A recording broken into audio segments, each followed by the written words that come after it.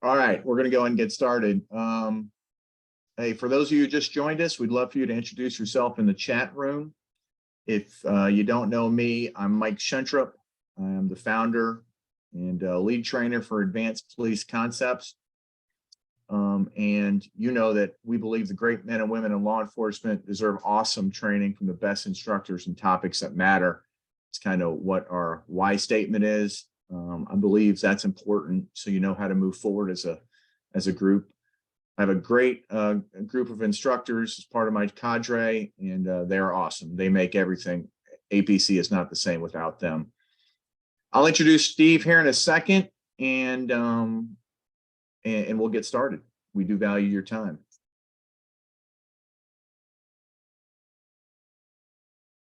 If you don't know about APC, we travel all over the country. We've been all over the country.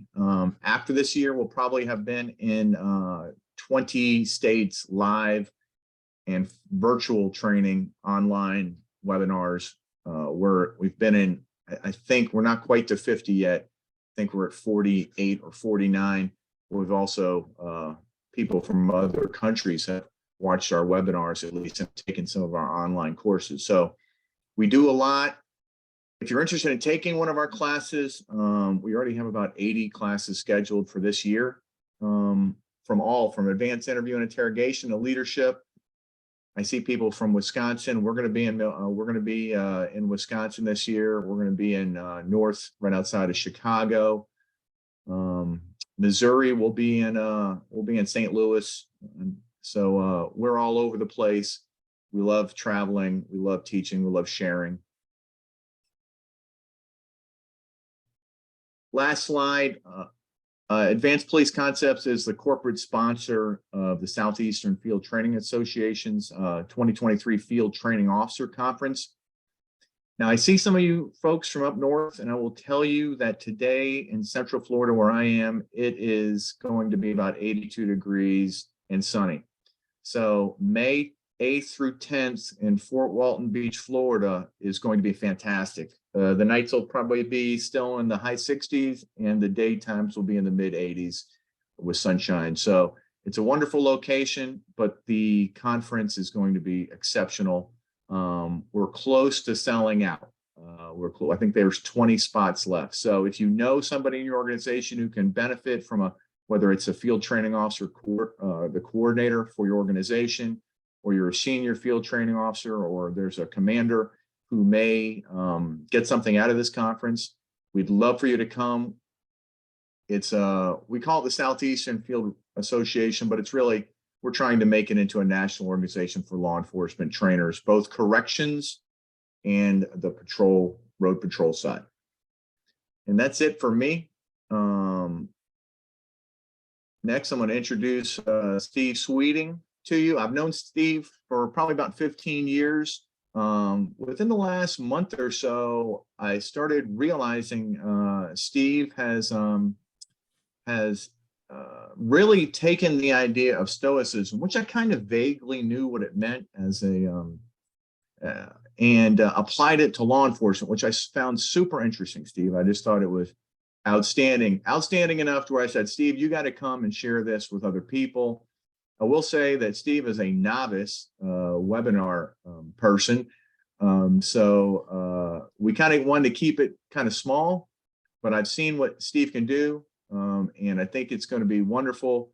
And I can't wait to do it again, Steve. So without further ado, I'm going to let you share your screen and I am going to shut up. All right. So go ahead, Steve, take it over. Well, thank you. Thank you. I appreciate that. This is the hard part for me right here, sharing my screen. So once we get past this, everything else is going to be great.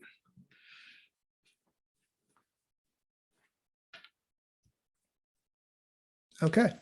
And thanks, Mike. I appreciate you having me here today, and everybody over there at Advanced Police Concepts. You guys are great. And, I always appreciate everything you all do. And I'm just excited to be here and talk to everybody. And yeah, I wasn't going to tell them that this was my first webinar. They would probably be able to figure it out pretty shortly. So I wasn't going to ask for mercy, though.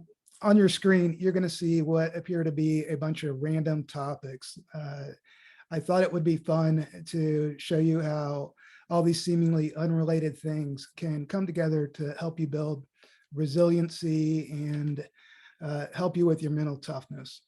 And, this isn't just for yourself, but this also could be for your team.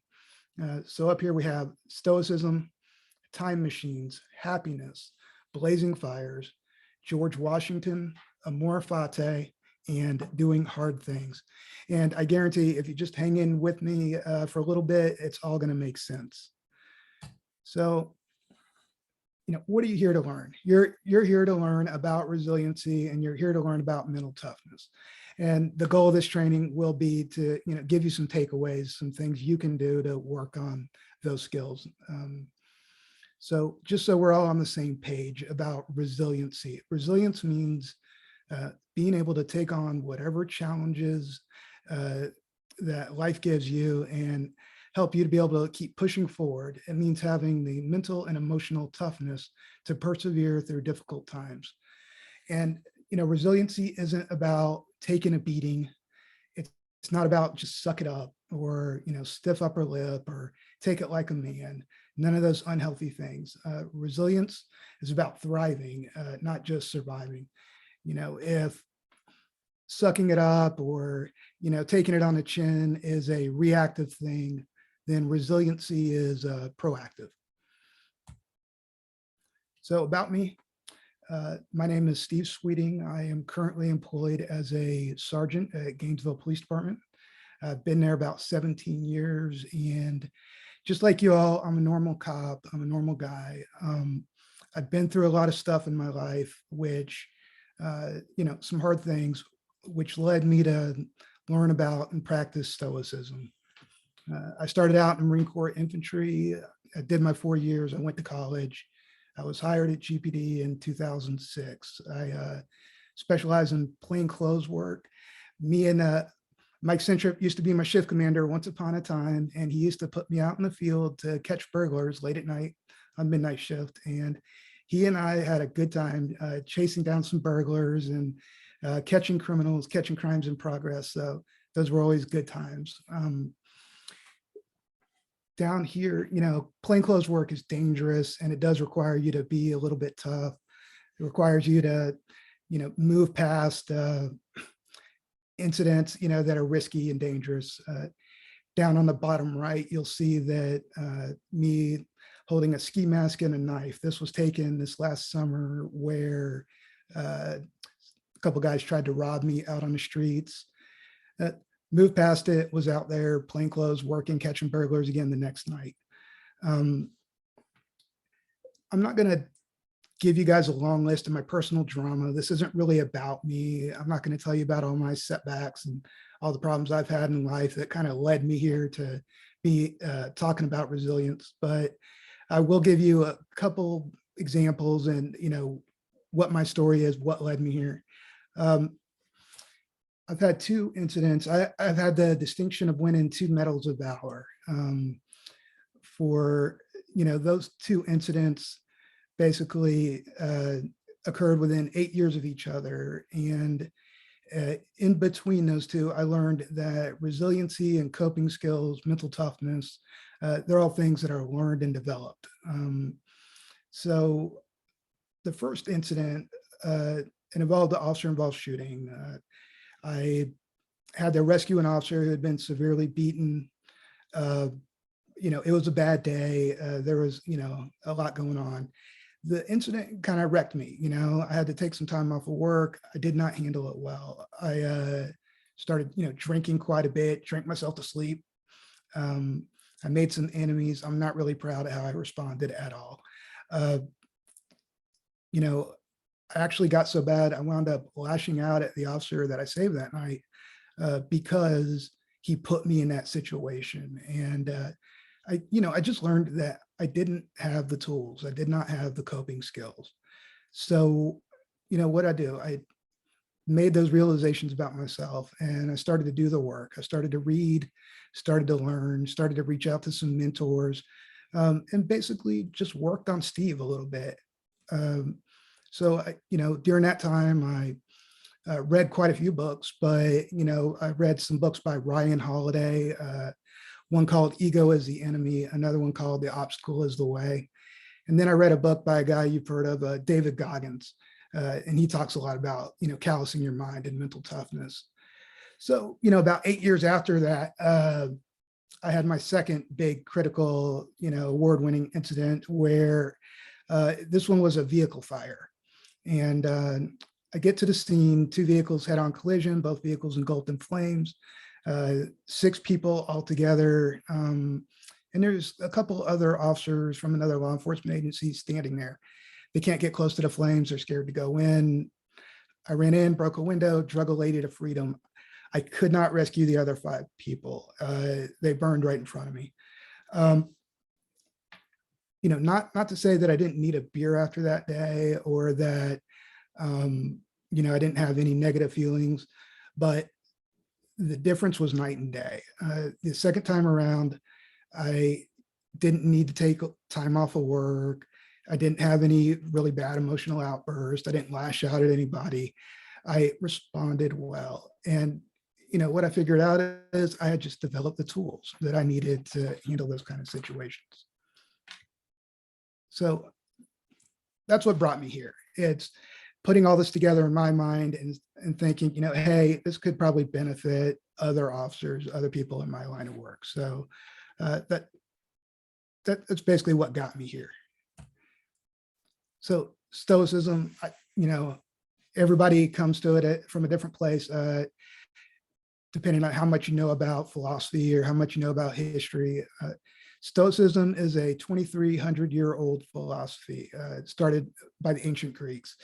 It instills in you the mindset of peace and toughness in the face of life's trials and tribulations.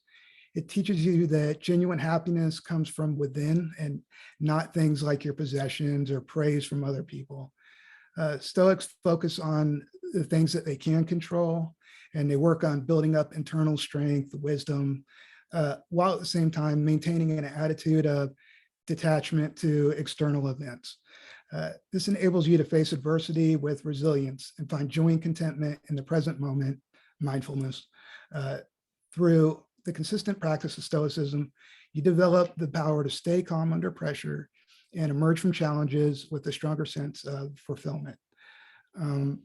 So up on your screen,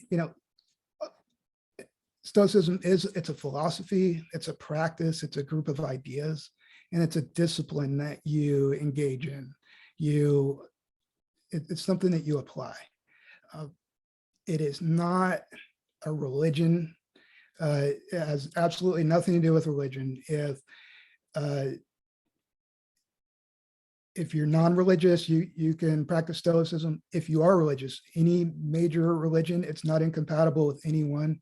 Many people throughout history have been Christians and Buddhists and all the other major religions, and practice Stoicism as well. It doesn't really have anything to do with religion. It's not political. Like I said, it's 2,300 years old. It predates any American, political party or anything like that. It's not a cult. There's no leader. There's nobody you send money to. You don't actually have to spend money. Everything you need to know is available for you for free online. There's not a club to join. There's nothing to worship. There's no crazy, belief that's going to come out in slide number 30 where I just say, oh, hey, by the way, we believe in 3-headed dragons or something. Like, nothing like that. It's all very normal. It's just a practice that we engage in to work on our sanity, basically. I'm not here to try to turn you into a Stoic. When it comes to Stoic philosophy, you are absolutely free to, really get into it, try to apply the whole thing to your life, or you can just pick 1 or 2 things that you happen to like and agree with and try those. And, I don't care how much of it you take. Nobody's going to care. Nobody's going to mind. There's not any gatekeepers here. So Stoicism's a practical philosophy. It's a lot more concerned with application than it is theory. It's more important that a practice works for you than like the theory behind why it works. it being like a school of thought. There's many concepts and different pieces, different ideas, different practices that all kind of work together, kind of like the stone arch I have here on the right-hand side. It just, all the things, make the whole, which is what we call Stoicism. With it being over 2,000 years old, there's hundreds of books written on it. There's been tons of philosophers, many papers. I'm not going to be able to get around to even a fraction of it today. So what I'm going to do is cherry pick a couple things that most directly apply to resiliency and mental toughness, try to cover those the best I can in the time I have allotted. So tell you a little bit about who the Stoics were, just in case you're completely unfamiliar with them. The founder of the philosophy was a man named Zeno in ancient Greece. He was a merchant, and when he was on a ship voyage and he got shipwrecked, lost all his worldly possessions, lost his business, wound up in Athens, and he wound up in a bookstore, started reading books by a guy named Socrates, got into it, asked for some coaching, found a philosopher, began to study, and wound up beginning his own school of philosophy called Stoicism. He is quoted as, saying, "Now that I've suffered a shipwreck, I'm on a good journey." So basically, he took some adversity, turned it around, and made it a positive thing. The next two ancient philosophers are, these are the big ones. Epictetus, he was born as a slave. He was allowed to read and write. He was allowed to study philosophy. Later in life, he was able to earn his freedom, and he started his own school, teaching others, Stoic philosophy. He's been very influential. You'll see later on when I start talking about some of the modern day figures that he's influenced them quite a bit. I highly recommend his writings. The next one is Seneca. Seneca was exiled from Rome twice. He's also very influential. His book was on George Washington's bedside when he passed away. Very well respected. 21 cities in the United States are named after Seneca. There's 2 types of aircraft named after Seneca. 5 of our naval vessels are named after Seneca. There's a crater on the moon, an asteroid named after him. These guys didn't have easy lives. Epictetus started out as a slave and won his freedom. Seneca, exiled, went through a lot, and eventually an emperor named Nero, which you might have heard of, ordered him to kill himself, which he did. And, he went out very stoically. There's an upcoming movie about Seneca coming up. I'm excited about. It's going to be on Amazon, starring John Malkovich. And so that's coming out next month. And if you guys think back to this webinar and learning more about Stoicism, this would be a fun thing for all of us to watch. The last one I want to talk about as far as the ancient Stoics is Marcus Aurelius. He is my favorite. He is known as the last good emperor, and he has a distinction of being both the emperor of Rome and he was a general. He dealt with a lot of problems, and he faced a lot of adversity during his life. He had to deal with multiple wars. Rome was being attacked on multiple fronts. He had to defend Rome. 8 of his sons died. Only 1 of them lived. That one was a man named Commodus, which, if you know anything about history, the less you say about Commodus, the better we are. He was a bad man. He even there was a revolution. One of his generals tried to overthrow him. While he was going through all this, while he was off at war, he was also dealing with a plague at the time, the same plague that killed him. He wrote a book called Meditations. It was his private journal. Somehow it survived till today. And if I could recommend one book that you read in your life, it would be Marcus Aurelius' Meditations. It's full of great advice. All right. So those are some ancient people. You probably never heard of them. The I put some Stoics in here, some people who practice Stoicism or behave stoically that you might have heard of, just so it can be a little more relatable to you. Thomas Jefferson. He was interested in Stoicism. He encouraged other people to read books about Stoicism. He studied all of the surviving Stoic text, and he wrote the Declaration of Independence. The most famous line in there is, "All men are created equal." Stoics were the first philosophers to assert the concept of human equality. So I feel like, Stoicism had an impact on early America and Thomas Jefferson. MLK. MLK was very well read. He obviously overcame a lot of adversity, and he displayed remarkable resilience during his life. Many people looked to him as a hero. He directly quoted Epictetus and gave his followers some advice. And he told his followers, it's not death or hardship that's the fearful thing, but the fear of hardship or death. And you'll hear this concept repeated again and again throughout history. Kennedy said similar things, all going back to Epictetus and a lot of his teachings. James Stockdale, he was awarded the Congressional Medal of Honor. I don't know if any of you ever read his book. He's quoted quite a bit. There's a lot of leadership principles taught about him. He was shot down over Vietnam, wound up in the Hanoi Hilton, and was a leader of the prisoners there, led the resistance, to the guards. And, he wrote a book about his experiences. He credited Epictetus and his book. Epictetus's book is called The Enchiridion, but he credited him with giving him the strength to overcome his ordeals as a prisoner. And you can see on his tombstone there, he even has an Epictetus quote. A few other guys you might have seen, Mark Cuban, General Mathis, Jeff Bezos are all practicing Stoics or attribute Stoicism to some of their success. All right, so why is Stoicism important to me and you? We've talked about ancient people, we talked about modern people. What about us? As law enforcement officers, we face a unique set of challenges. We have danger, we have stress, we have trauma.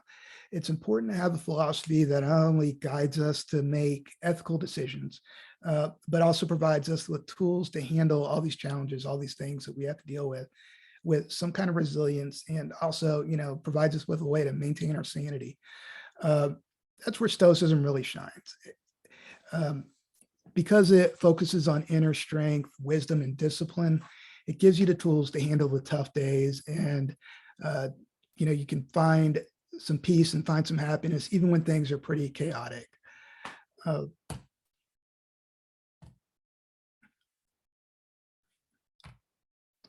Sorry, my slides aren't cooperating.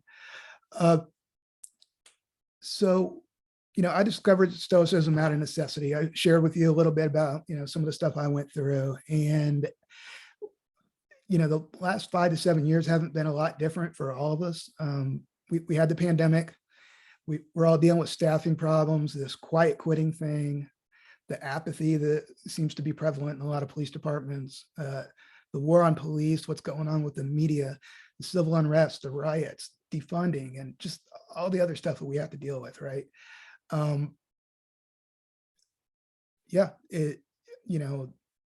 This is what I lean on to help me get through all these different, hardships that we face. And I think it'll be helpful to you also. So this is the first of the seemingly random things that I had put up on that first screen. It's a quote by Marcus Aurelius. He says, "A blazing fire makes flame and brightness out of everything that is thrown onto it." You are the blazing fire in this metaphor. So the stuff metaphorically being thrown on the fire is all the events of life. If you're passed over for promotion, maybe that's something that's thrown on the fire. If you get assigned like a micromanager or a difficult supervisor, you get in a car crash, you have a divorce, some kind of financial hardship, an illness, an injury, all of these things, good or bad, are all things that are thrown on your fire. And, Marcus Aurelius is saying that if you're a blazing fire, you're going to make flame and brightness out of whatever it is. And, that's not some of the stuff that you have to deal with, not the stuff you like. It's not the stuff you hope for, not the stuff you prepared for. It's every single thing. So, either you're going to use whatever's thrown at you as fuel, or you're going to let it smother you. The point of the blazing fire concept is that whatever happens, you should use it. It's the mentality of somebody who's going to be a winner, right? It's also the mentality of somebody who's happy and well-adjusted. This is the concept of either you win or you learn. Or say you have like criticism or some kind of hater. You would say like, hey, this is my chance to prove them wrong. Even if you can't find any good in a situation, just consider like every good story, every hero story, there's some kind of obstacle or some kind of villain to fight. So if nothing else, you're becoming more interesting and your story is becoming worth telling. And maybe how you handle what's thrown onto your blazing fire, maybe how you handle your struggles is the good example that somebody else needed to see, right? Maybe there's an officer that works for you, somebody in your life, a family member, or just somebody right next to you that sees you handle it well, and that gives them the strength they need to handle what's being thrown on their fire. You've heard a lot of these, a lot of phrases kind of, in the same vein of Marcus Aurelius's quote, every night has its dawn, every crisis is an opportunity. There's light at the end of every tunnel. When one door closes, another one opens. There's many sayings that all just kind of make the same point, right? So this is the next seemingly unrelated thing. And I'm going to talk about time machines. And I know Mike would really prefer that I don't go on and on about time machines, but I'm going to do it anyways. So sorry, Mike. Many in the scientific community believe that backward time travel is highly unlikely. Any theory that would allow time travel would introduce potential problems of causality, the grandfather paradox. And, for those of you who's ever watched a time machine movie or seen anything about time travel, the idea is, could you go back in time, kill your own grandfather before he had a chance to conceive your parents, and so you would never be born, therefore making it impossible for you to ever travel back in time and kill him in the first place, right? It doesn't make any sense. And that's why I'm very anti-time machine. They're contrary to reality. They're never going to exist. I'm not going to own a time machine. You're not going to own a time machine. They're not a real thing. So as long as we all can just accept that fact, I'm going to move on. But no time machines, we're going to have an anti-time machine club. So now that we're all anti-time machine, we can get rid of the following unproductive thoughts and phrases in our lives and in our mentalities. It should have been. I wish X would have happened instead. If I could do things differently. This is all time machine thinking, right? This is all regret. No amount of self-pity or hand-wringing, regret, anger, frustration, wishing, hope, or any other emotion you can have will ever have an effect on an event that's already happened in the past. If you can't change it, you might as well use it as fuel for your burning fire, the fire we just talked about. Otherwise, you're just doing time machine thinking. Next concept I want to talk about is a Latin phrase called amor fati. Amor fati, it means roughly love of fate or love of one's fate. It's used to describe an attitude in which you see everything that happens to you in life as something that's good. And that includes suffering and loss. And, even if it's something, really bad and you can't see it as good, you should at least be able to see it as something necessary or something that had to happen. So I know cops hate change. It's one of the probably the first things I learned in a roadside conversation with senior cops was cops hate change. But the truth is, change is necessary for life. Even breathing in and out requires some change, right? You would die if you didn't breathe, if you didn't make some change. Uh, change is good.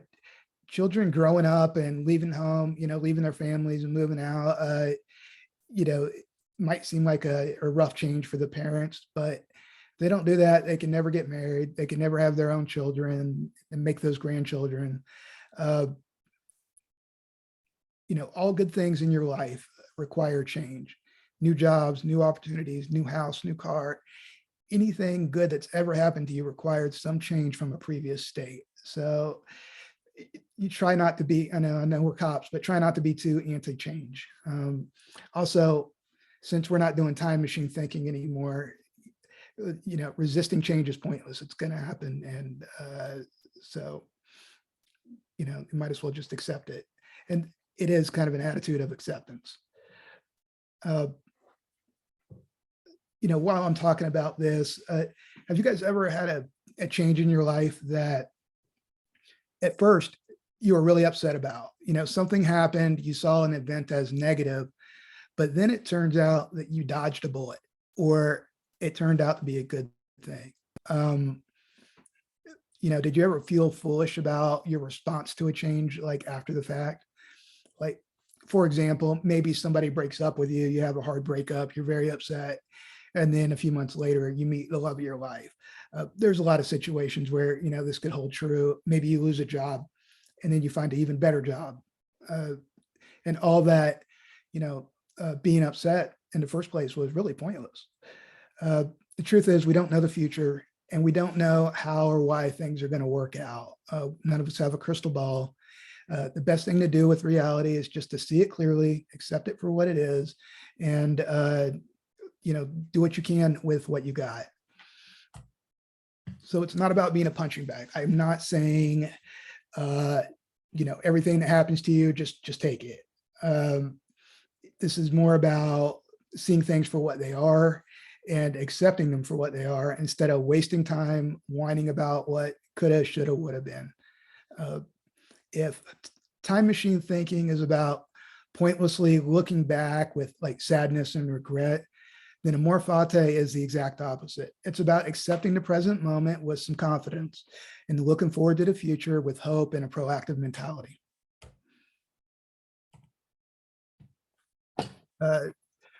Hopefully some of you guys are familiar with Jocko. I'm a big fan. I've read all his books.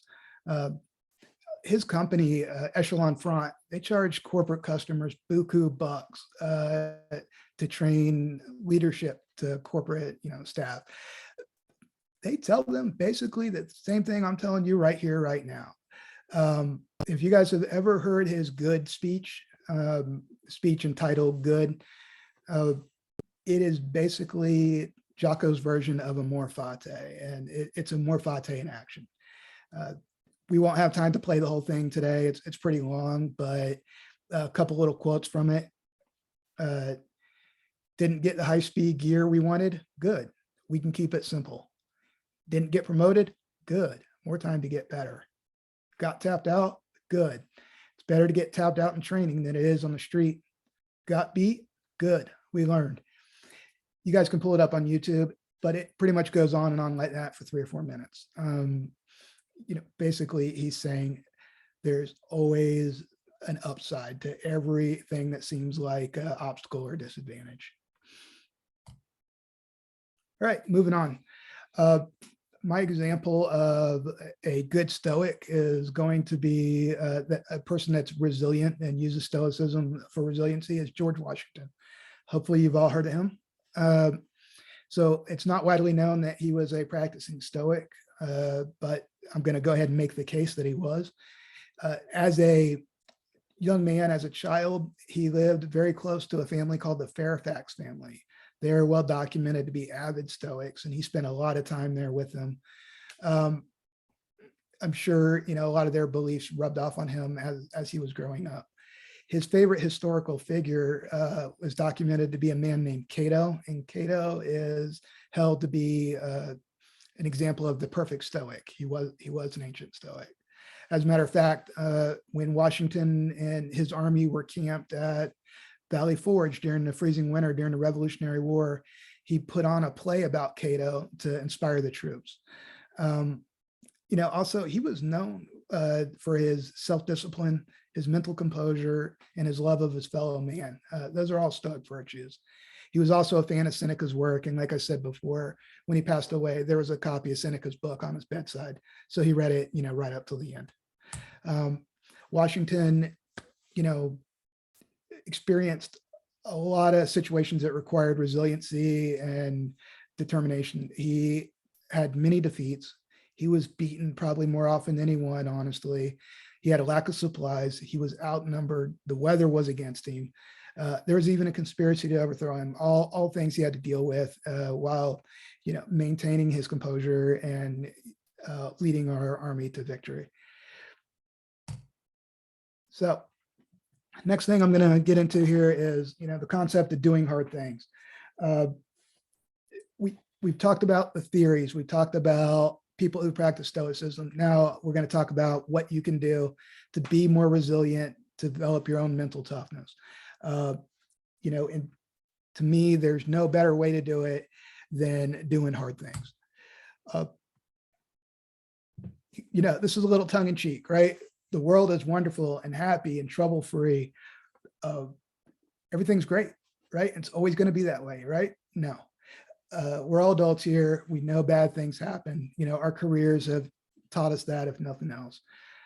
But, some people act like they're living in Care Bear, Unicorn, Santa Land, right? Like bad things are just never going to come along and they can go on living the way they are. We have to be more realistic than that. We got to prepare and train for bad things to happen, which we do, right? Because we know bad things are going to happen. David Goggins. You are in danger of living a life so comfortable and soft that you will die without ever realizing your true potential. Goggins talks constantly about doing hard things, staying hard, being tough. The goal here, doing hard things, is that whenever a hardship pops up, whenever all of a sudden it's in your face and there's this obstacle or there's this bad thing happening, you want to respond well. You don't want to be like me in my first incident where, I responded poorly and had to drink and, lashed out at people. You want to respond well. You want to have some character. You want to, you want to be mentally ready. If you've intentionally undergone hardships, if you've trained yourself, then you'll be more experienced and less panicked when these things pop up. Also, another good reason is if you do hard things, you'll be more inclined to get out of your comfort zone and achieve things. Getting out of your comfort zone is usually what gives your life value, right? Every time, nobody has ever stayed comfortable and been relaxed and been perfectly, secure and done anything great. If you're going to have a life of value, you're going to have to get uncomfortable. This is a quote by Ryan Holiday from his book, Discipline is Destiny. Nearly every regret, every mistake, every embarrassing moment, whether it's personal or professional, have one thing in common. Somebody lost control of their emotions. Somebody got carried away. Somebody was scared or defensive. Somebody wasn't thinking beyond the next few seconds. And being scared when that adversity pops up, when that scary thing pops up, it causes people to panic. If you're more comfortable being uncomfortable, if you do hard things, if you've hardened yourself, you won't panic. You'll be less likely to panic. You'll be okay.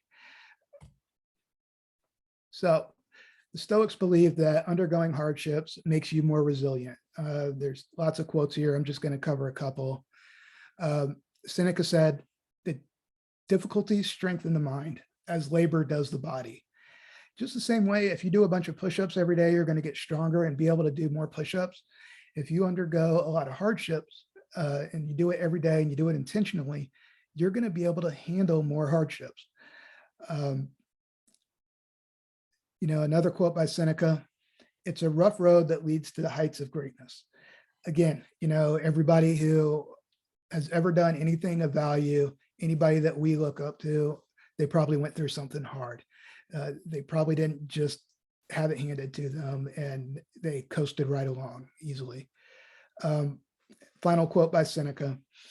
uh, in times of security, that the spirit should be preparing itself to deal with difficult times, right? When things are good, you start training because things are going to change. So doing hard things. I listed here a bunch of pretty simple, low barrier to entry hard things that you can start doing right now to start building up your resiliency, intentionally undergoing things. Obviously, if you got some kind of medical condition, consult with a doctor. You could take a cold shower. This is something that it's not going to hurt you, but you'll have to learn how to control your panic and just breathe, and it'll get you used to, get comfortable being uncomfortable. Another good way is to go for a long run or other form of endurance exercise. If you get out there and start running or working out, doing something that requires endurance, it's not going to be very long till you get uncomfortable. You're going to have a decision to make, not very long into a run or, other endurance exercise. And that's going to be, should I quit or not? This is your opportunity to train yourself to not quit, to keep pushing, to have some, resiliency. And, this is a test you can give yourself multiple times a day, and you can build up that, ability to not quit in the moment. You can practice being poor. You can set a small budget for the day, and, you can live on a small fraction of your income. Lots of people live on like $2 a day, all around the world. You don't have to have so much money. You don't have to live such a luxurious lifestyle. What it'll do is it'll get you okay with the idea that you don't have to have a small fortune to be the same person you are, to maintain your composure. There's some other examples up there. So why would we do hard things? What benefit does this give us? What are the examples? So I'm in Florida, and it looks like you guys from all around the country, so guys probably have different natural disasters than we do, but we have hurricanes. I've been through several. So if you have to work, in a natural disaster, chances are the living conditions are going to go from comfortable to medieval really quick. You might have to deal with not having a steady supply of food. You might not be able to be comfortable. You might have to sleep on the floor. You might not have hot water. So because you've done hard things, because you've gotten ready for this, while everybody else is freaking out, worried about, all the comforts and all the things that they don't have, you can be focused on doing your duty. You're going to be ready. You're not going to panic. You'll be comfortable in the discomfort. You'll be primed to respond well to this situation.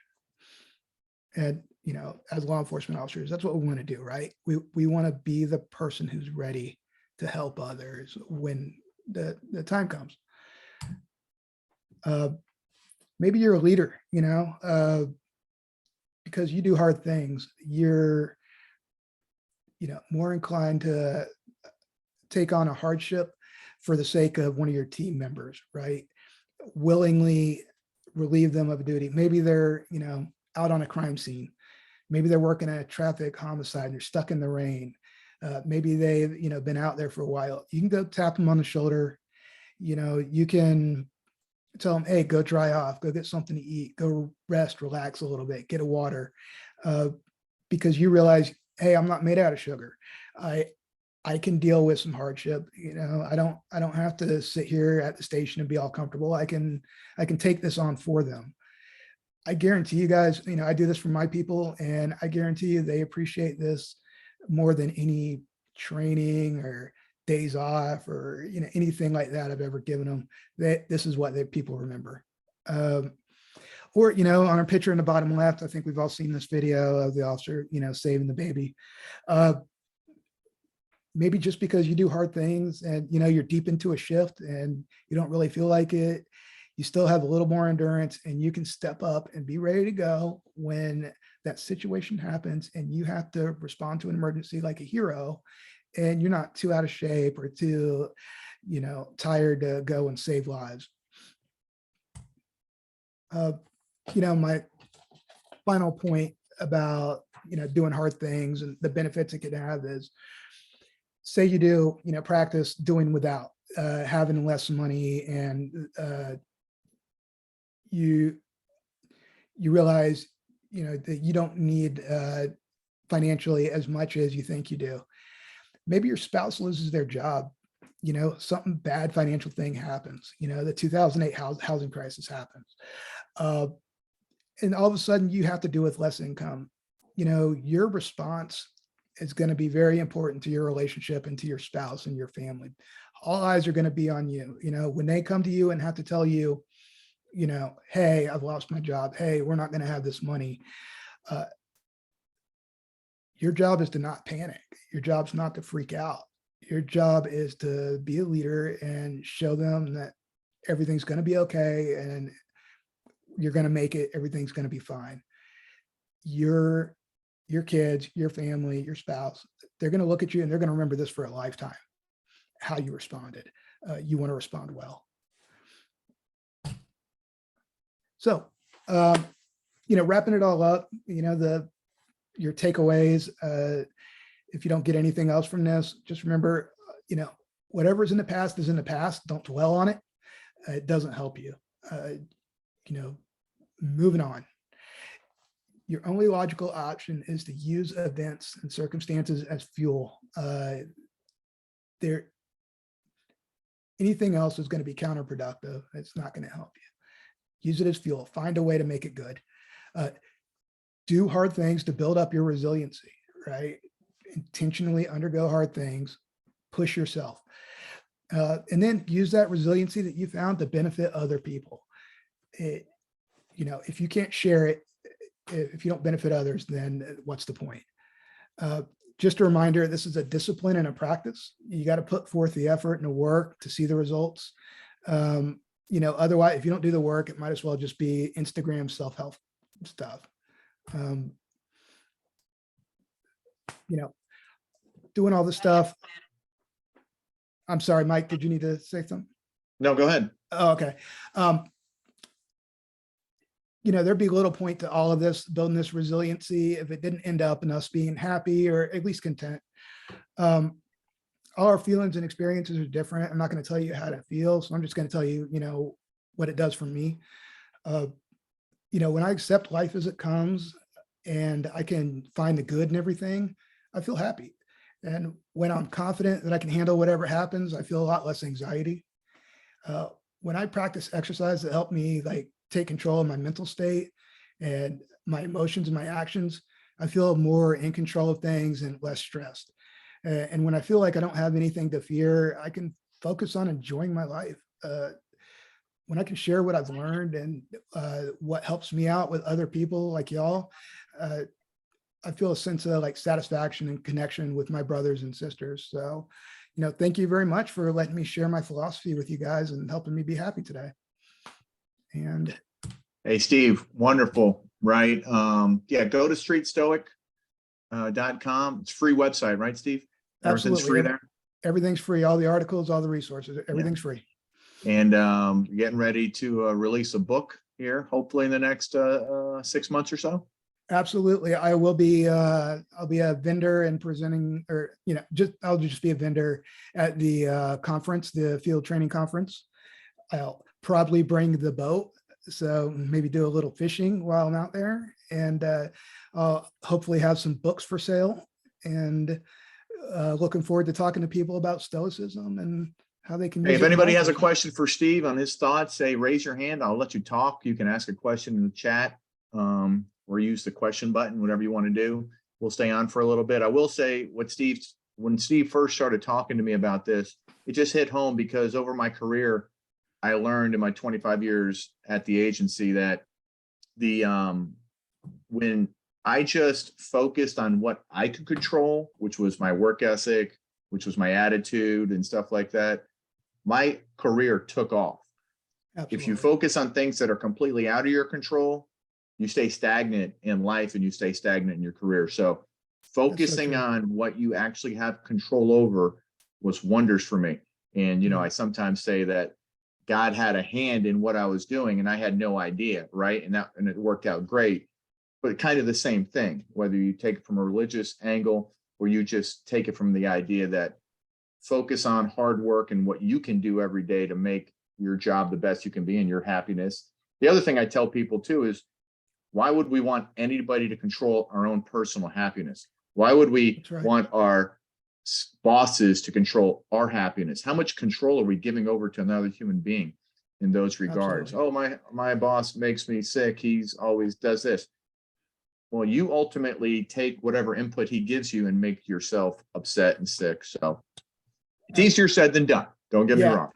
No, It's and easier said than I like to explain that concept, to officers as in, weapons retention, right?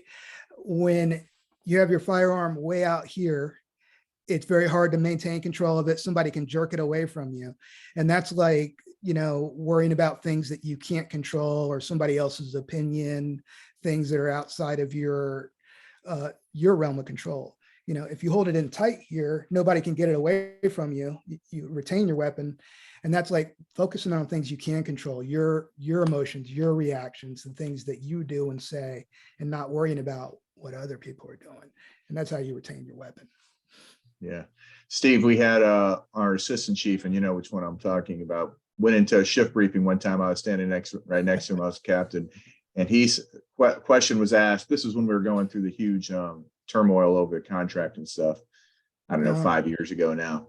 Right. And he says, the person says, "Hey, what are you doing about officer morale?" And the assistant chief says, "I have no control over officer morale. You have control of yourself." And I'm like, I cringe, right? Because Right. deep inside, I know that's true, but that's not Mhm. what you want to tell the troops. But ultimately, he was right, right? We control our own happiness every day when whatever you're doing, right? You It, control yourself. But I mean, I yeah. understood the officer's point, but Mhm. you know, he's right. We control our own happiness, our own destiny, and stuff like that in a lot of ways. Absolutely. All right. And, like, yeah, with a lot of the stuff, there's some uncomfortable realities that need to be accepted and, like learning Yeah. that you are Right. ultimately responsible. But, also, some people take a lot of pleasure in dropping truth bombs on people. And, like maybe if he didn't do that, it would have resonated a little better with everybody. But yeah, No, I agree. He shouldn't have said that in that environment, no doubt. Right. That's why I absolutely. cringed. Mhm. But I tell that in my leadership classes. I'm like, but ultimately, he's right. All right. If there's no other questions, hey, thank you for joining us. Go to streetstoic.com. Hey, obviously, we'd love you to take some advanced police concept classes. Stay in tune with us, and we'll bring back Steve another time. And I hope everybody's safe. Please be safe and be well. Thank you, everybody.